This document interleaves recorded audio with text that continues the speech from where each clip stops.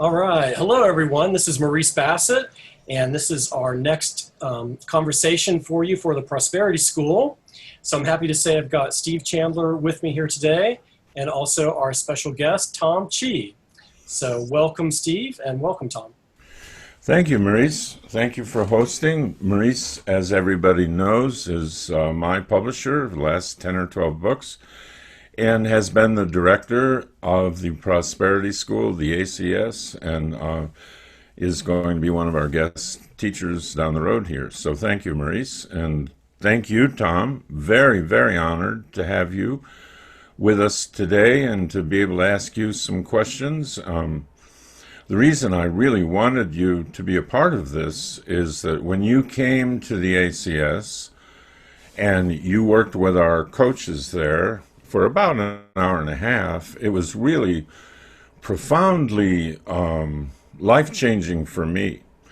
I told someone, it just hit me so hard. It was just, I got so much clarity on the process of what we call selling, enrolling, of a coach understanding a client versus trying to sell to a client. So so thank you for that. And I wanted to start there. I know you have a distinguished career at Google behind you, and part of that involved working with people selling and having your own team. And you talked about a way that you worked with your team that didn't have listening and understanding the client just be a theory that they would try to do to the best they could, but you actually developed a kind of a algorithm or recipe for how they might do that in real practical ways. Could you tell us about that? Yeah, happy to lay out the algorithm. So really, at the broad level, there's two different steps. You start with the listening, and then you talk about the offering. So that's step one and step two. But then within the listening, there's a specific algorithm. So what usually happens is there's all these tips that people will give you that are a little bit more loose, where it's something like, well, try to mirror back some of the things that they're saying and ask about this and ask about that. See if you have sports teams or interests in common. And I don't do anything like that. Like the algorithm that I teach is you first start with a good kind of open question that they are able to dig into from a number of different perspectives. So if you were talking to a potential coaching client, it might be something as open-ended as, well, tell me what it looks like when you have a really great month. Or tell me what it looks like when you're having a really challenging month. A lot of different ways that they could go on that. And it's a question that is not meant to railroad them into any particular spot. And the openness of it allows them to kind of come into the conversation in many different ways. Now, what will normally happen when people are listening is they will spend a lot of their mental bandwidth trying to go formulate how they'll respond. Because it's like, oh, tell me how your month is challenging.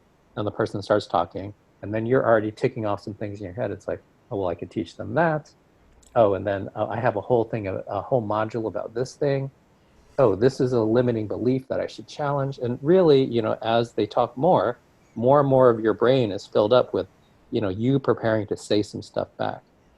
And what I find is that when you do that, the amount of bandwidth that you have to really listen and understand is getting smaller and smaller, because it's getting all filled up with the things that you're like raring to say.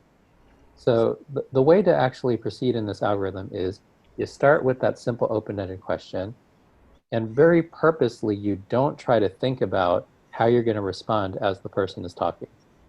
You just listen, and what you're listening for is by the end of them saying what they're going to say. So let's say you ask a question like that, they spend maybe 90 seconds giving you a top-level answer on it. What I want you to listen for is the part of that or the half of that you understood less about. So let's say they're saying this, it's like, oh, I get that you have this, and I have a thing for that. I guess that you said this, I have a thing for that. Don't even worry about that stuff. Don't even think about whether you have a thing for it or not. Maybe they say something like, oh, it's really challenging because we're having these sorts of operational issues. Cash is coming short in these ways. And then we have these personnel issues that I'm really struggling with around being able to communicate to my team. Well, maybe the half of that you understand less about is the team communication side. So the second step in the algorithm is whatever half you understood less about, just ask a simple follow-up question about that, and don't get complicated about the construction of the question. Just say, hey, I noticed you mentioned communication with the team. Tell me more about that. And the question could be that simple. In fact, we want it to be simple because we don't want you to go and start swirling into how to phrase that in a clever way, how to already start challenging or coaching at that moment. And what happens is if you know, just run the algorithm 4, 5, 6 times in a row, you get to an incredible level of depth into really understanding what's happening with that person. And you've left your bandwidth really open to be able to hear them. That's beautiful. Now, you also mentioned something that I thought was fascinating with your Google team.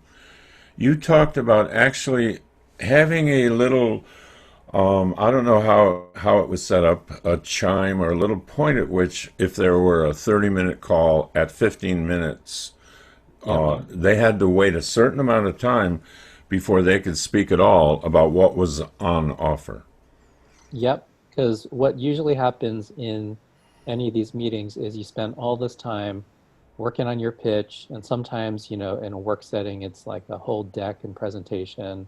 Sometimes in a sales meeting, it's the whole like, well, I want to go position myself like this, and I'm really rebranding my personal brand like that. And this is once again using up all your mental bandwidth.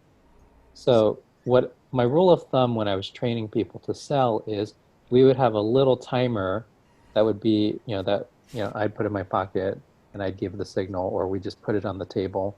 We'd set it to vibrate so it wouldn't, disrupt the call. But whatever the length of the call was, if it was 30 minutes, we'd set it at 15 minutes. If it was hour, we would set it at 30 minutes. And the rule was you cannot talk about yourself. You cannot talk about your offering, your personal brand, any of that stuff. In, even the first sentence of it, you can't say it until after the buzzer goes off. Yeah, that's beautiful. And it puts right into action what I believe, at least in my world, I would write books about the theory of why listening and understanding has you get closer, more likely to enroll a client than putting yourself out there and making an impression. And that's all. People can buy into that as, oh yeah, I can see where that theory is good, but what you've done is taken it right down to we're going to make sure it happens. Mm-hmm. And a lot of your teaching, I know, in the 5 debugs is to go right to get on the bicycle and ride it, as opposed to reading books about the bicycle or books about coaching or theories of listening. And that's why I thought it was so brilliant and so much fun for our coaches afterwards to work with that in their own way and apply it. Hmm. What do you think it is? I used to do sales training in corporations, and most of the work was moving people off of this egoic, make an impression, be impressive, persuade, and all the things you talked about that we're composing. Oh, I can teach to that. I have a system for that. I have a clever phrase about time management I can deliver. That seems to happen a lot. Is there something about the ego you think? Why do we have to go in the other direction? Because it's never the other way around. I don't find people who listen too much and I say, now you got to talk about what's on offer once in a while. I find it always the other way. Did you ever give some thought to why does that seem to be the default among people who are selling, people who are coaching, trying too hard to be impressive and not trusting the learning process? Yeah, I mean, I think what is happening is sometimes you are training yourself up for the situation that's not the situation. Mm. So if you're at home reading the books, trying to go figure out how to perfectly position your personal brand and that sort of thing, that's, think about the setting. It's you yourself with some physical materials or some written materials. And just imagine like practicing up for that when the actual sport that you're trying to play is tennis, right? Like something like that is not going to prepare you that well for tennis. And it's not that there's nothing in common with it. You can still swing a racket, you can whatever, you can read a bunch of books and see how a person holds their racket. And you know, it doesn't do nothing, but it's also not really the skill yet. And I think that, you know, because we have not been in the practice of the skill as much, or we've been practicing kind of the wrong game for a bit, then naturally we want to go and defend against being terrible at it, which is where a lot of these like ego-based scripts come in, where you say, well, I've practiced my local script a bunch, so I'll just turn to that. I know how to say that really well. But when you actually get into, you know, on the tennis court and you hit some balls back and forth, you're like, oh, I get a different rhythm to this than I get. And I would rather people just be on the court and have some simple algorithms to start hitting the ball back and forth and feel comfortable because the algorithm is so simple, not because, you know, they've practiced a different game so completely. And I love what you teach about the medium, staying in, knowing your, being aware of what your medium is and staying in that. And we, in our school, we teach it as not having selling be so much a separate, difficult compartment, but move what you're good at into that category. So, and I know you described the medium for coaching is the interaction between two people that leads to a potential breakthrough or insight or wonderful life change for the client. And so, how does it help to be aware of how much of my day am I in my medium, actually in interaction, versus preparing to interact, working on my website, polishing my personal brand, and all of that?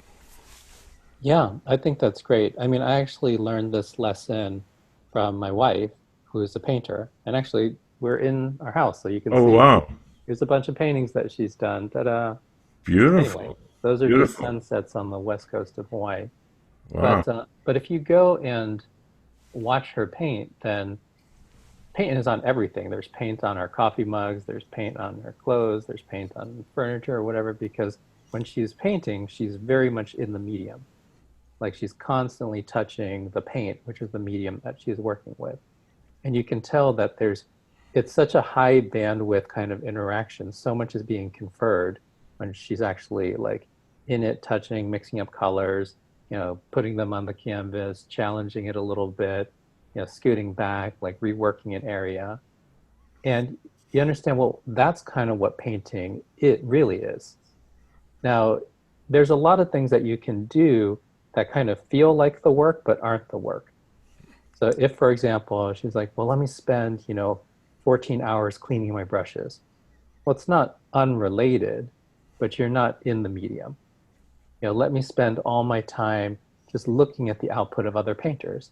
Well, that's not, unrelated, but you're also not in it yourself. So your ability to build your own feel for it is not there.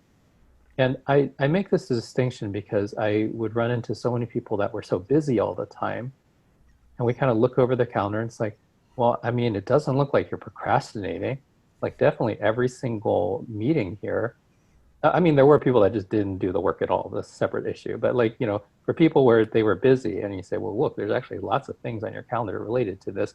I started to question, challenge them and say, well, this is what the medium is for you. Coaching as a medium is that moment where you're kind of having this interpersonal interaction where you're listening deeply and kind of providing these different supports. what percentage of your week looks anything like that? And when they really broke it down, it's like, oh yeah, this was like really talking with the website person and trying to work out some payment portal thing. This was me just reviewing a spreadsheet and cleaning a thing up, and really hasn't changed that much over the last couple of weeks. And this is me, and the more that you can spend, look, you'll need to do some of that stuff no matter what.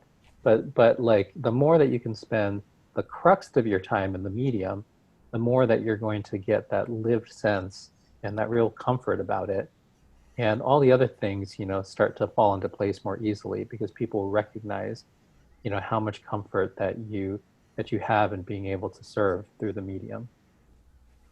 Yeah, that's beautiful. It's a beautiful application of that. And I see that in all fields, not just coaching.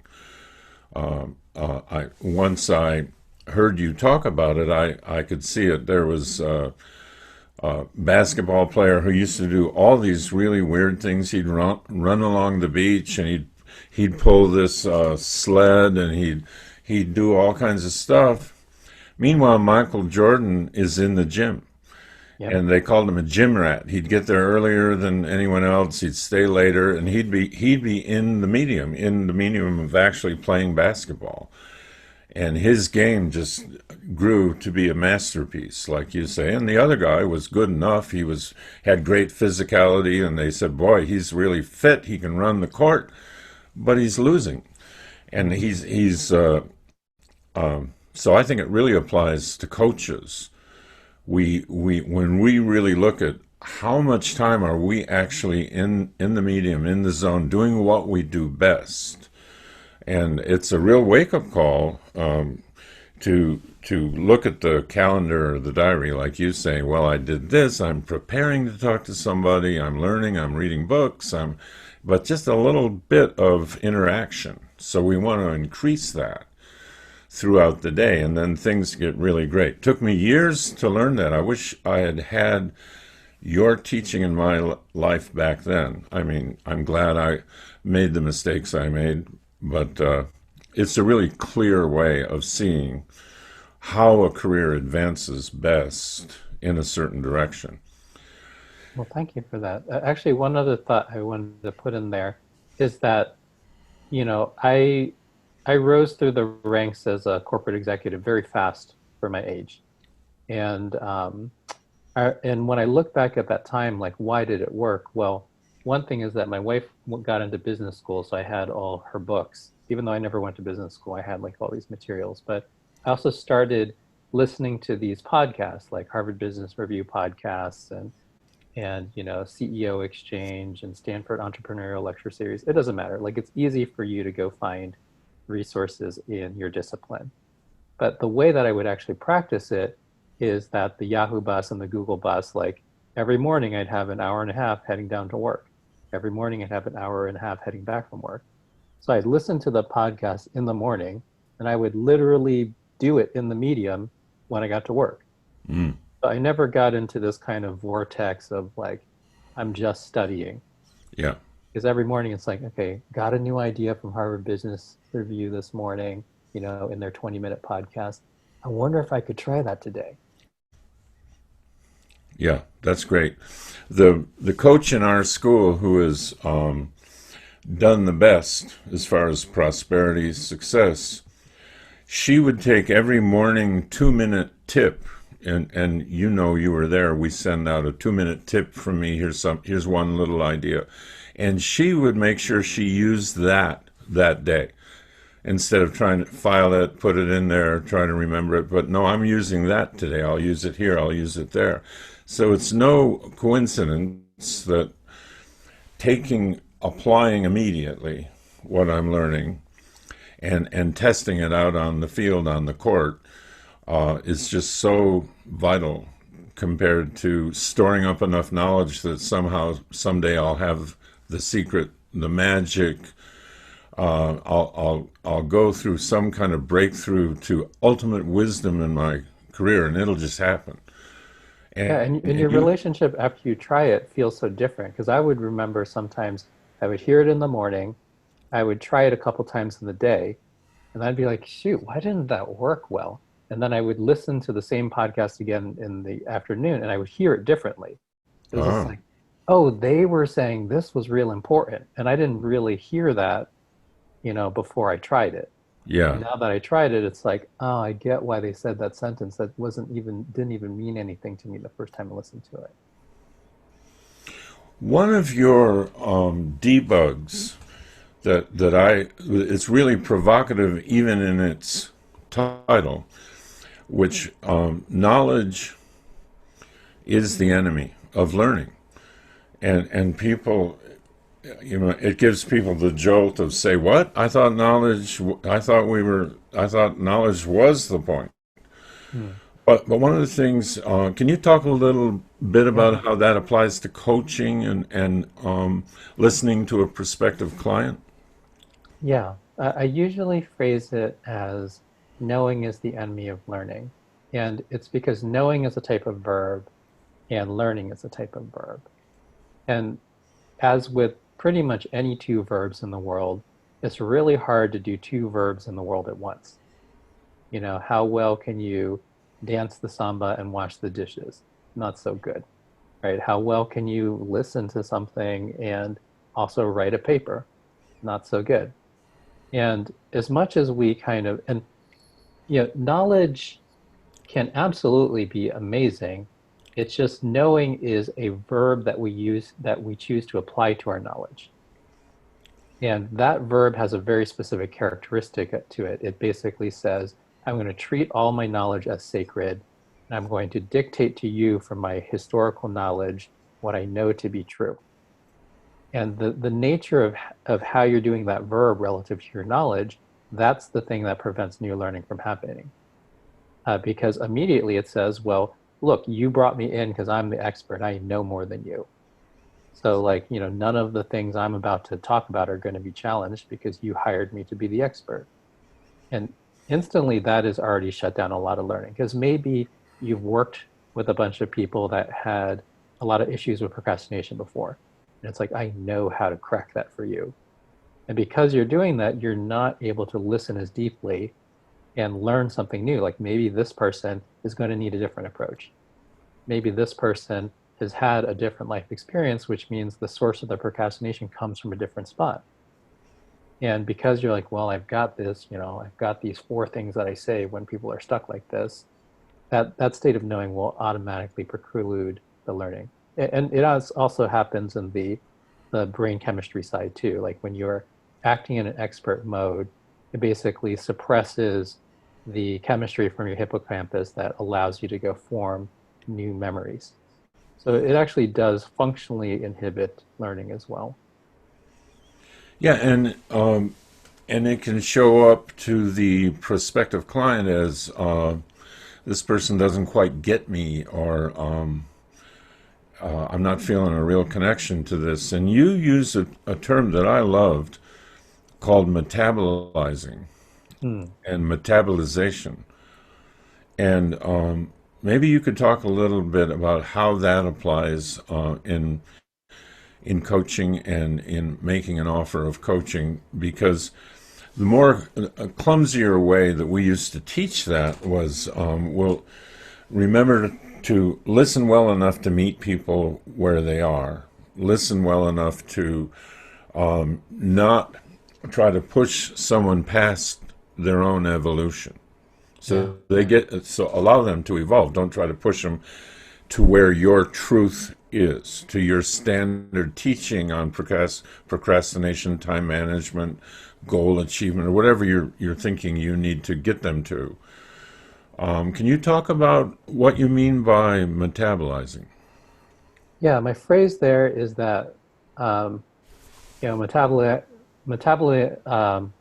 metabolizability is more important than truth. And like the story related to that is, I remember when I was in grade school, yeah, I thought I was pretty good at math.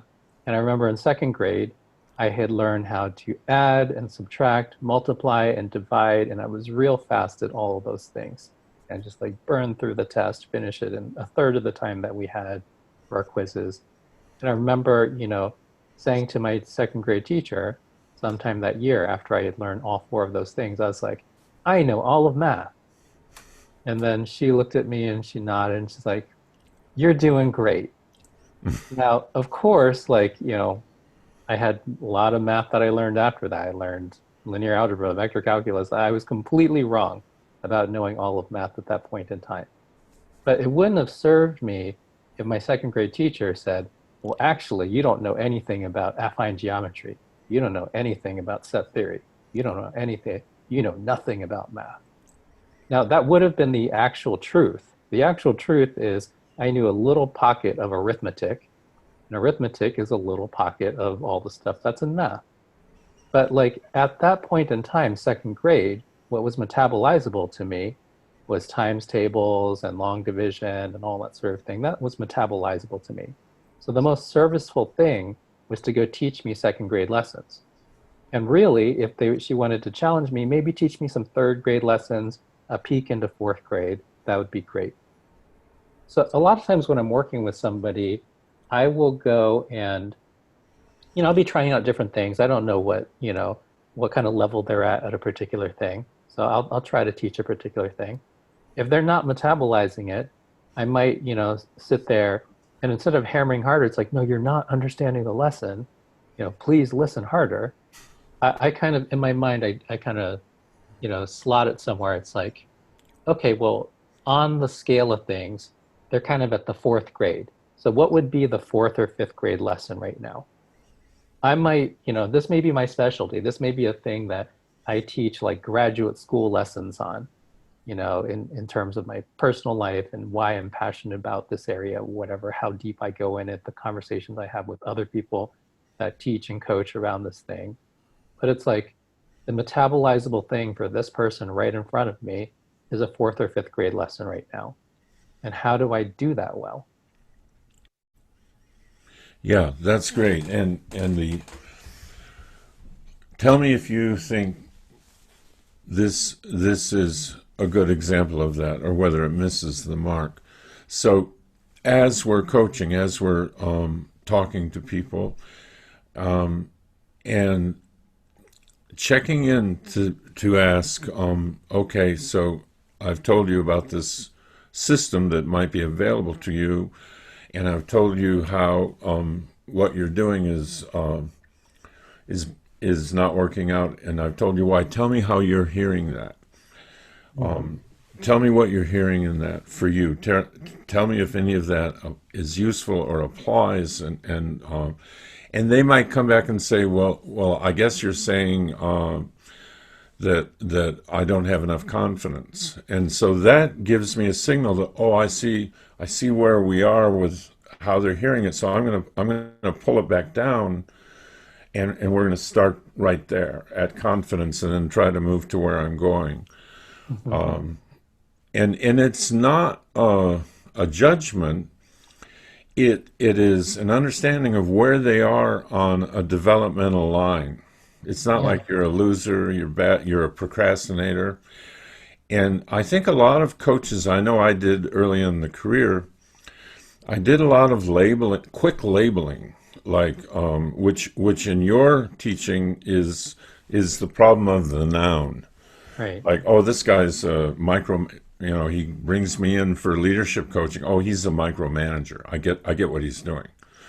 And the minute I label that, I lose the ability to really understand why or how it looks to him or anything like that.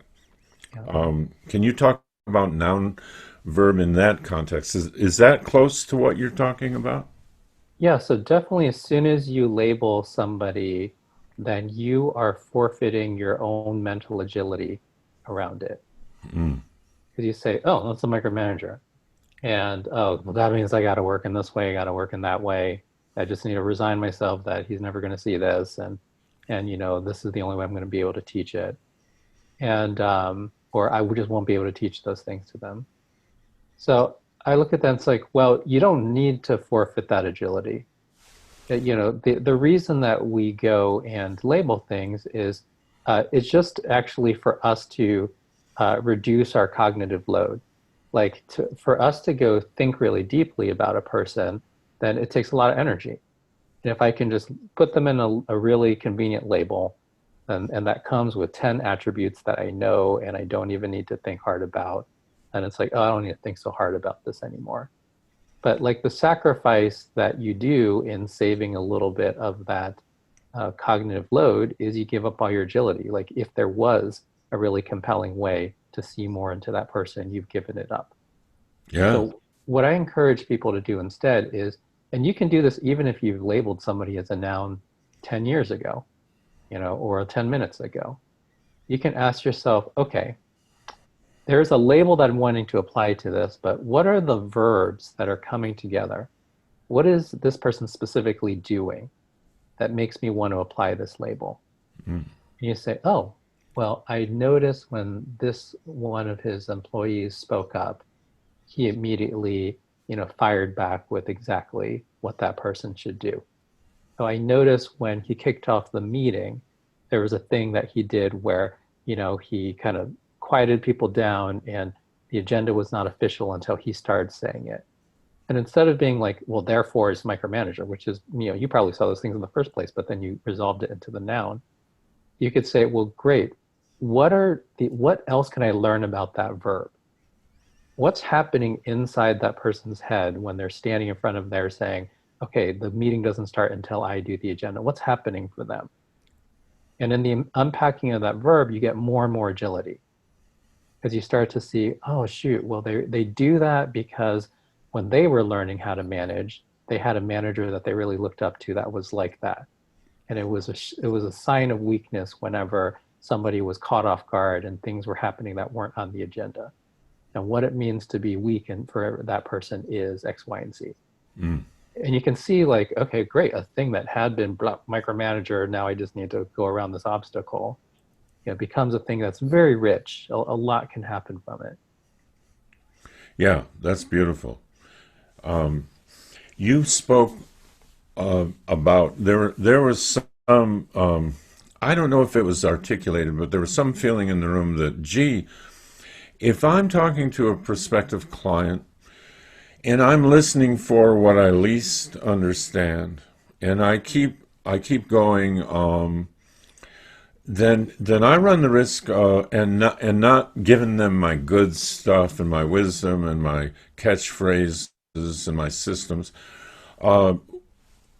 I run the danger of them not knowing how good I am or how I can really help them down the road. And you said, forget about that. There's something better happening than them being impressed with what you can do for them in that initial relationship, that chemistry part that's happening. Can you talk a little bit about, are we really giving up the chance to make an impression when we listen that deeply? No, definitely not, because people are always trying to assess both what do you functionally do and, what kind of person are you? And like the kind of person that is capable of listening to people deeply, really hearing them, really being able to adapt, into the conversation in a way that is metabolizing, it's really connecting, is exactly the sort of person they want to work with. There are people in our lives where we say, well, that's so good. If you ever got a chance to work with them, it'd be a huge privilege, right? And it's like, oh, but about what? It's like, oh, no, they've worked on this, they worked on that, they worked on this. And there's other people where you say, okay, this person is a plumber, and if you have this kind of leak, then they are great at that. If you have any other kind of job, then I don't know. I've never seen him do anything else. And it's not that you can't make your business go forward on either path, but I think that first path is a path that has got a lot more depth and richness to it. People will come to you, they'll be like, I don't even know if you're the right person for this, but I know that there's something that you do when you're listening, the way that you connect in person, that like, I'd love to talk to you about this. Yeah.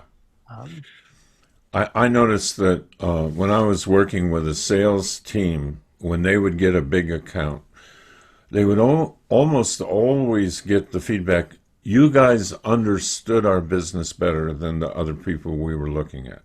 You really understood what we were doing.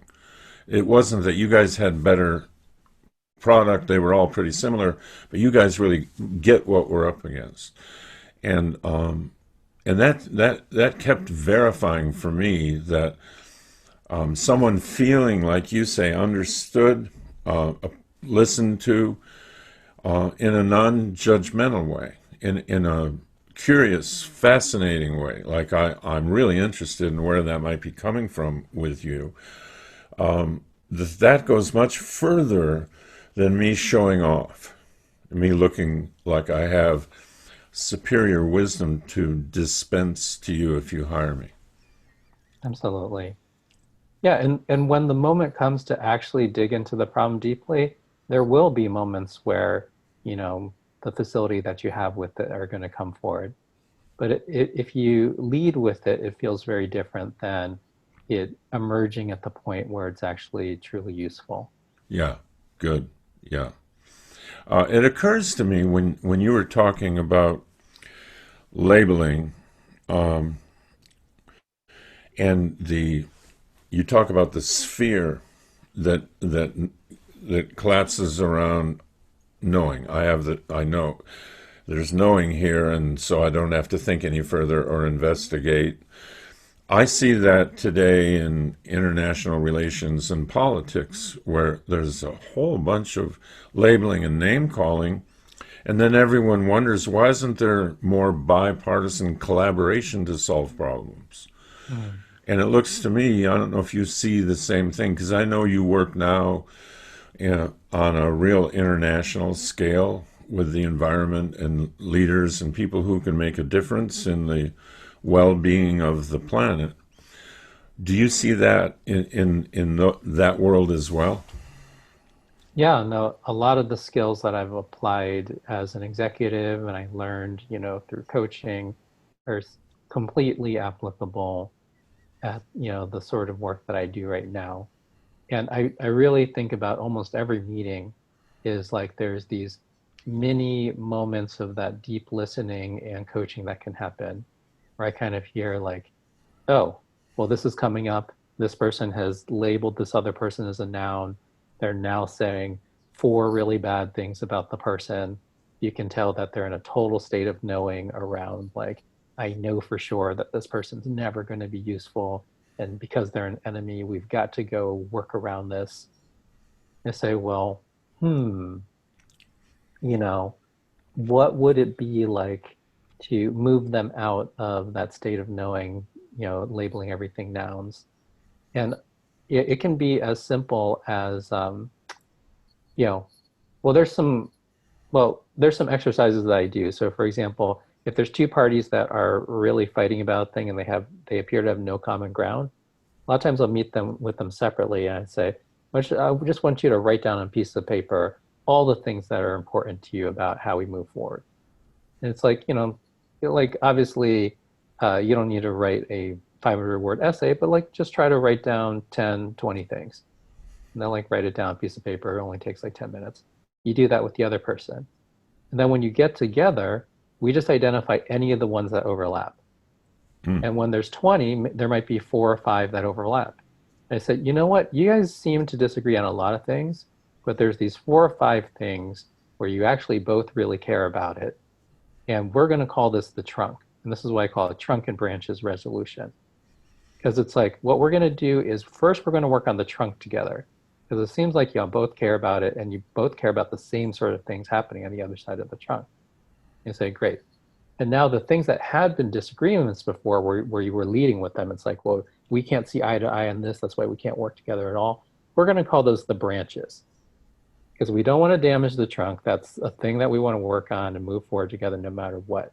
But instead of looking at the other parts as contention points, we're going to say we're going to branch out from the trunk in various ways. You care about this, I care about that. You want to do this thing this way, so that branches that way for you. You want to do this thing that way, so that branches for you. And after we explore our branches, we're going to come back together and see how they sit on the trunk. Mm. And something like that is not that, in a way, it's not that long an exercise even, but I've definitely seen people be able to get new ground after being stuck on stuff for sometimes, months or years. Yeah, because they're both out in the branches, Yeah. and they're fascinated only with what they disagree with each other. He thinks this, but I think that, and that Because they becomes, think the other person needs to lose before anything can be done. yeah, yeah, yeah. That's beautiful. Well, Tom, this has been wonderful. I really want to thank you for agreeing to come on and help with my mission of doing a version of the ACS that people can live with and keep forever. And you've made a really big difference in my life, my understanding, and so I have a lot of appreciation. Thank you so much for being with us today. Well, thank you so much, Steve. And the feeling is definitely mutual. My wife and I have been listening to your stuff since 2002. We got a book on tape, 100 Ways to Motivate Yourself from Half Price Books in Seattle. And yeah, Cool. you've taught us a lot over the years. Thank you so That's much. great. I'm warmed to think about that. Had a lot of criticism for that audiobook because I spoke so slowly. People say, I want to be motivated like Tony Robbins does, and this guy sounds like he forgot to motivate himself before he did the. But anyway, I love to hear that it was of use to you. That's great. Yes, definitely. Thank you so much. Thank you.